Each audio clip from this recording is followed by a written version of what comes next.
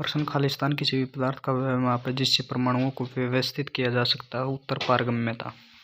अगला प्रश्न खालिस्तान तापमान वह बढ़ता हुआ तापमान है जिस पर दी गई सामग्री फेरोमैग्नेटिक नहीं रह जाती या गिरते तापमान जिस पर वह फेरोमैग्नेटिक हो जाता है तो उसे क्यूरी कहते हैं।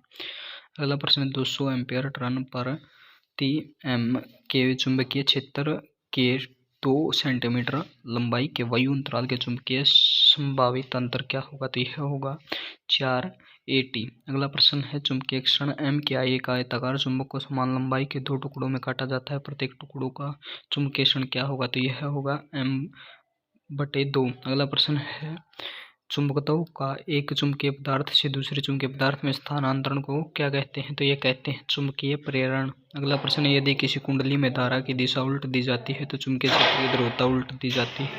उत्तर है हाँ।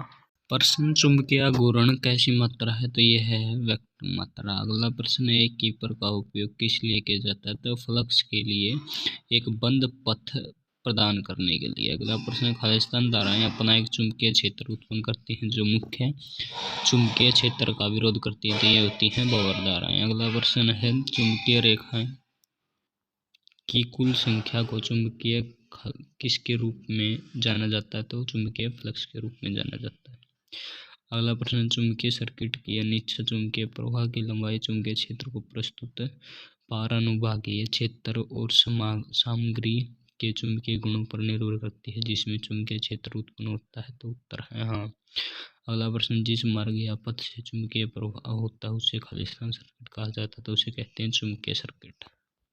प्रश्न बल की चुंबकीय रेखाओं की दिशा खालिस्तान आवेशों की गति के समान होती है, तो यह होती है इलेक्ट्रिकल आवेशों की गति के समान। अगला प्रश्न है हिस्टैरिसीस हानिगत क्षेत्रफल का माप क्या होगा, तो यह होगा प्रति चक्र ऊर्जा हानि। अगला प्रश्न है लेंस का नियम किसके संरक्षण के नियम का परिणाम है, तो यह है ऊर्जा के संरक्षण का। अगला प्रश्न है 2 मीटर लंबा एक कंडक्टर 12.5 मीटर प्रति सेकंड के वेग के साथ फ्लक्स घनत्व 1 टेस्ला के चुंबकीय क्षेत्र के समकोण पर चलता है, प्रेरित EMF कंडक्टर में होगा, तो यह होगा 25 वोल्ट EMF कंडक्टर में होगा। अगला प्रश्न है 30 मिलीमीटर की अक्षीय लंबाई और 10 mm की त्रिज्या वाले एक 200 घुमाऊ कॉइल को 0.8 T के फ्लक्स घनत्व वाले चुंबकीय क्षेत्र में पिवोट किया जाता है। यदि कॉइल में 0.5 एम्पीयर का करंट होता है तो कॉइल पर अभिनय करने वाला टॉर्क क्या होगा, तो यह होगा 0.048 न्यूटन MN।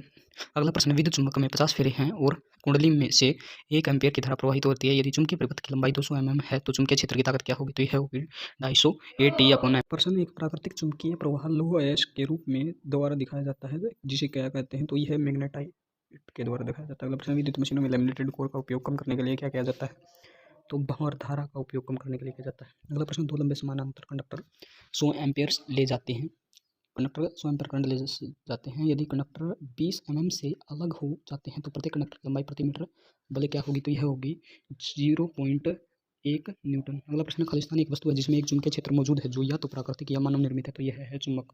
अगला प्रश्न है हिस्टैरिसीस हानि कम से कम किस पर निर्भर करती है, तो यह करती है परिवेश का तापमान पर। अगला प्रश्न नगण्य प्रतिरोध वाली एक कुंडली में 10 मिली एम्पेयर के साथ 50 वोल्ट है, आगमनात्मक प्रतिक्रिया क्या होगी, तो यह होगी 5000 ओम।